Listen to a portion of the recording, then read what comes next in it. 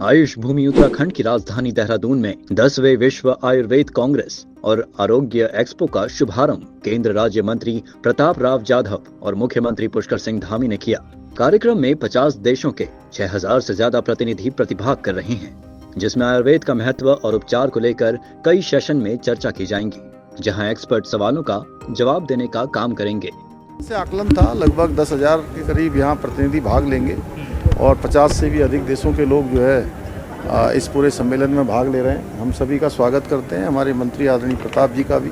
मैं बहुत देवभूमि उत्तराखंड आने पर आपका भी देवभूमि उत्तराखंड के सभी निवासियों की ओर से स्वागत करता हूं, सबका अभिनंदन करता हूं। आज यहाँ पर देहरादून में 10वीं आयुर्वेद कांग्रेस और जो हमारे यहाँ पर आयुर्वेद एक्सपो का 2024 का भी उद्घाटन यहाँ पर हमने अभी किया और आप देख रहे हैं कि लोगों में बहुत सारा आयुर्वेद के बारे में उत्साह है।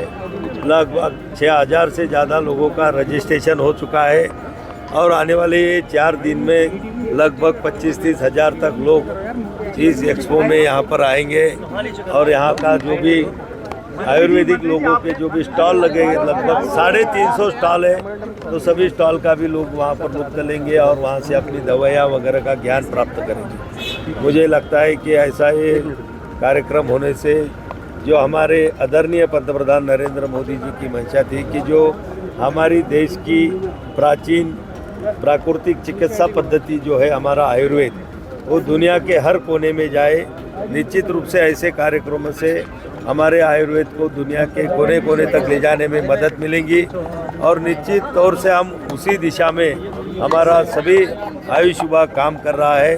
अभी और भी ऐसे कार्यक्रम पूरे देश में होते रहते हैं, उसका आयोजन भी हम करते हैं, उसमें हम सहयोग भी देते हैं और वहाँ पर जो आयोजक है उनका भी उत्साह बढ़ाते हैं और लोगों तक आयुर्वेद पहुंचाने की भी हम पूरी कोशिश करते हैं। देखिए, विश्व स्तर में पहली बार ये 10वां जो है एक्सपो यहाँ पे आयोजित किया गया है और लगभग 50 देशों के लोग इसमें आ रखे हैं।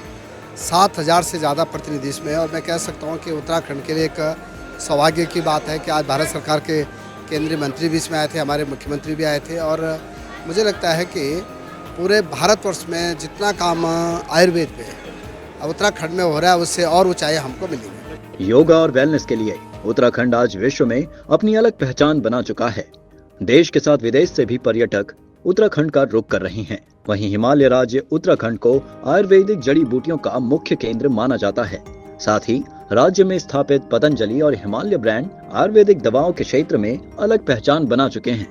जो आयुर्वेद महासम्मेलन हो रहा है और जो एक्सपो हो रहा है, यह आयुर्वेद को लोगों के बीच में पॉपुलर करने में, प्रसिद्धि में, प्रचार में, लोगों के दिल और दिमाग में एक प्रेरणा और ऊर्जा देने में ये महत्वपूर्ण कार्य है। क्योंकि हम ऐसा मानते हैं, मनुष्य की जो प्रवृत्ति है, जिस चीज़ की चर्चा होती है, वार्ता होती है, जिस चीज़ को लेकर के सबको इकट्ठा किया जाता है, तो हम कहीं ना कहीं से जुड़ते हैं। तो ये एक लोगों को जुड़ने का, जहाँ 50 से ज़्यादा देशों के लोग यदि सम्मिलित होकर के आयुर्वेद के विषय में कुछ जानने के लिए, कुछ करने के लिए, आयुर्वेद को प्रतिष्ठापित करने के लिए संकल्पबद्ध हैं, प्रयासरत हैं, तो निश्चित रूप से यह आयुर्वेद विश्वस्तरीय बनेगा, विश्वव्यापी बनेगा, जनमानस की चिकित्सा के लिए, स्वास्थ्य के लिए, निरामय बनाने के लिए महत्वपूर्ण भूमिका निर्वहन करेगा। देखिए, आयुर्वेद जो है हिमालय से पहचाना जाता है। Himalaya, not Himalaya but the whole Himalaya. वो ऐसी जगहें जिन्हें देखकर ज़िंदगी से इश्क हो जाए। आपने शायद न देखी हूँ, लेकिन हिमालय में है। उम्मीद है कि 4 दिनों तक देहरादून में आयोजित होने वाले विश्व स्तरीय आयुर्वेद सम्मेलन से आम जनता को भी खासा फायदा होगा। साथ ही आयुर्वेद को समझने में भी आसानी होगी।